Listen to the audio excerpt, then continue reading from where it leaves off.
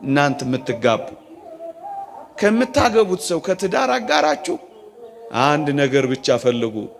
እግዚአብሔር አለው ወይ ብቻ ፈልጉ። የነፍስ ንጽህናን ይፈልጋል ወይ? የነፍስ ቅድስናን ትፈልጋለች ወይ? እንጂስ ገንዘብን አትሹ። ዓላማ አይደለማ። ገንዘብ ከፈለጋችሁ ኢንቨስት አርጉ። ገንዘብ ከፈለጋችሁ አክሲዮን ግዙ። ገንዘብ ከፈለጋችሁ ወጣችሁ ወርዳችሁ ስራ ስሩ። እንጂስ ገንዘብ ለማግኘት ብላችሁ ከትዳር አጋራችሁ እሱን አትሹ። እንደውም ዮሐንስ አፈወርቅ ገንዘብ ለማግኘት ብለ ከትዳር አጋር የምትጠብቅ ከሆነ ምድር ተከፍታ ብትውጥ ይሻላል ይላል። ምክንያቱም ገንዘብ ዓላማ አይደለም። ምክንያቱም ገንዘብ መጪ ያጅ ነው። ይገባል፣ ይወጣል፣ ይተረፋል፣ ይከሰራል። ገንዘብ ብለ